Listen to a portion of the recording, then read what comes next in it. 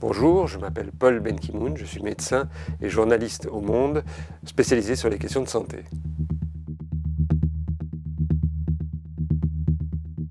On ne le sait généralement que parce qu'on a des symptômes, mais qui ne sont pas des symptômes, des signes particuliers. C'est ce qu'on appelle un syndrome grippal. On va avoir éventuellement de la fièvre, on va avoir une toux sèche, on va avoir le nez qui coule, donc c'est assez banal. Et seul un test peut affirmer qu'il s'agit bien du nouveau coronavirus. Mais en France, les autorités ont décidé de ne pas tester systématiquement, car ils testeraient beaucoup trop de monde et ils préfèrent conserver et utiliser les tests spécifiquement pour les formes plus sérieuses. Dans la très grande majorité des cas, 80% des cas, c'est pas plus grave qu'un rhume, un gros rhume. Dans les autres cas, oui, il y a des issues plus difficiles, voire des décès.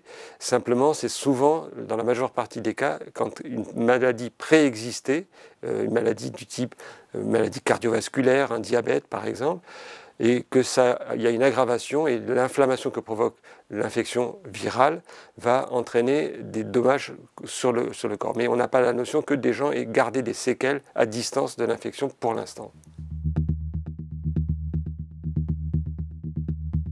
L'attraper, il n'y a pas de notion qu'on l'attrape plus ou moins bien selon l'âge. C'est par contre l'évolution et la traduction concrète de la maladie, de l'infection, selon qu'on est très jeune, ce sont très largement les formes plutôt bénignes.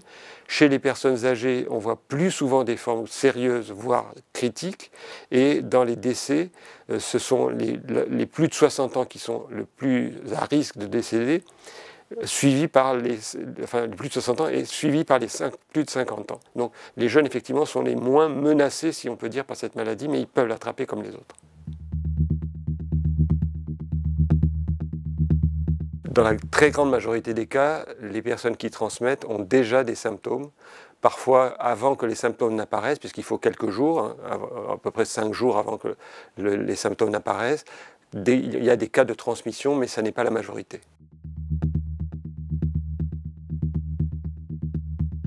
Il est transmissible par des gouttelettes, celles qu'on va projeter quand on éternue, quand on tousse. Donc ce sont ces gouttelettes qui transmettent. Dans l'air, il n'est pas transporté dans l'air comme l'est par exemple la rougeole, qui est une maladie qui est extrêmement contagieuse. Donc il est beaucoup moins contagieux que la rougeole. On ne peut pas dire qu'il soit transmis par l'air, ce sont vraiment des gouttelettes, c'est ce qu'on appelle des aérosols, qui sont transportés, projetés d'une personne vers d'autres personnes. On n'a pas la notion que ce soit un virus qui se transmette par absorption d'eau, donc a priori il n'y a pas de risque dans les piscines ou simplement en buvant de l'eau. Ça n'est pas exclu, on n'a pas de certitude parce que c'est un virus qui est tout récent, mais a priori les coronavirus ne donnent pas d'immunité, de protection de très longue durée, donc oui, a priori ça devrait être le cas. Ça dépend de la surface, plus elle est lisse et moins le virus reste et il s'accroche plus facilement sur des surfaces qui ont des aspérités poreuses, plus sur un vêtement que sur une vitre par exemple, quelques heures probablement pour les surfaces lisses et plus longtemps, éventuellement quelques jours sur des surfaces poreuses.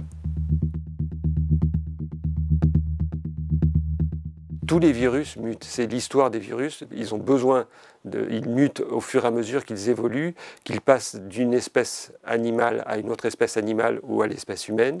Donc il y a toujours des mutations, c'est pas toujours un facteur de gravité, pour l'instant ça peut changer rapidement, mais pour l'instant il n'y a pas eu de mutation significative qui modifie la virulence notamment de ce coronavirus.